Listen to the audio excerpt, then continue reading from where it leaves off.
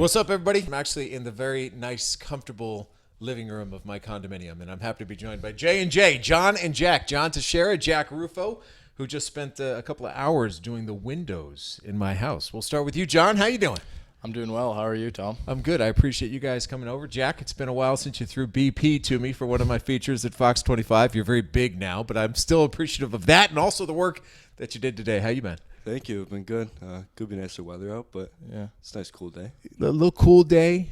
We're actually doing this right as the class of 23 is graduating, so we're watching a live stream of that. And you guys are not too far removed from graduating from Westwood High School. Not at all. Take me back a little bit, how you met each other, what your experience was like through high school, and now you've parted ways, but yet you're back together doing this project, JNJ Cleaning, right? What's the official name of the building? JNJ Cleanings. JNJ Cleanings, the official name of the business. So, Jack, you first. Take me through kind of your history of you and John.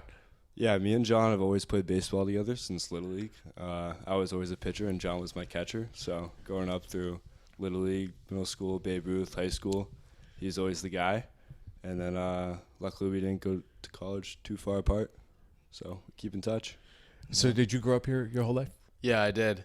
I lived in Hyde Park. That's where I started originally until I was like 4, but I started kindergarten here. And then I met Jack when summer ball originated, basically. Or that's when we became What was it, like closest. 4th grade? What? Third grade? Third Fourth grade, yeah. All right, so you weren't in the same elementary school. Where'd you No. go to elementary school, Martha Jack? Jones. Yeah, and I was a Downey guy. Okay, So, that's what happens in this town. You know, a lot of times guys don't connect until you get to middle school, unless you do play the sports. And so you guys got connected through baseball. So take me through. You got a good baseball story? I mean, what's the best baseball story you guys share together? I think down at Sandwich, there's always the Sandwich All-Star Tournament every year. Yeah.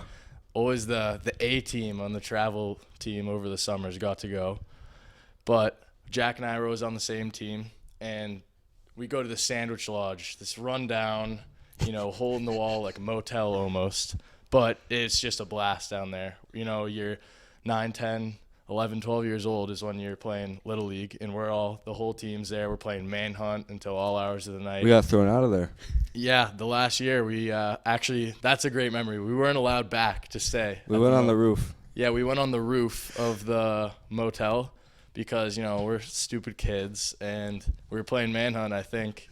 And then the owner's son, he used to ride his bike around like late at night because it had like the spokes would light up on the bike, and he saw us up there, told his mom, and she was like, you guys can't come back next year. You're out. Well, that's a nice precursor to what you're doing now, because I was a little fearful for a couple of seconds as you were literally up on my roof doing the windows. Oh, yeah. So before we get into the business, J&J Cleaning, you both just finished your sophomore years in college, right? So you're at Bentley. And you are at Stonehill. Okay, so close enough that, obviously social media and texting keeps you close together, but I'm sure you guys stayed in touch throughout your college semesters. But what gave you the idea to start this business? I know you're at a school that's very entrepreneurial. Yeah. Well, me and John are both finance majors, so we both do business. But it was just that past 2 years we've always worked together. We've been working at golf courses, which is like, wake up at 5 in the morning, work from 6 to 2, rain or shine. So the labor there is kind of hard, and we'd rather do it by ourselves now, work on our own hours, and we were making more. So Yeah. I think part of it was also, working on the golf course, we learned a lot, like just hard. It's hard work. It's like a lot of labor out there, and it can get really hot. Obviously, we're working throughout the summer. And I think we realized we were like, all right, we know how to work now. We know how to work hard. So why not try something on our own and see if we can make something happen? So that's basically where it all began. So do you get training to take a leap of faith like this at school? I mean, what kind of classes are you taking to set you up to do this? Because you're entering a territory of, running your own business and handling your own finances and trying to make it work. How are you prepared for this? Yeah, I think, there are definitely classes that are entrepreneurial based. I actually haven't stumbled upon one that I've been in. maybe at Babson. Yeah, but I think, I took a corporate finance class, which doesn't correlate too much, maybe just being able to work around income and balance sheet. But maybe accounting helps definitely. We definitely have an Excel sheet set up. Managing your money is just the only part that they really teach you. But other than that, just being personable, reaching out to people, and trying to find new clients. Yeah, it's knocking on doors and really ringing doorbells and trying to get people to answer your call. So what are you selling? I mean, I know I can speak and I can attest that you spent a couple hours here doing all the windows in my place and they look great. Right now is not a bad time to get it done. And it's really mainly what we're selling to people are we're going to clean every single pane of glass top to bottom on the home and then the frames around it.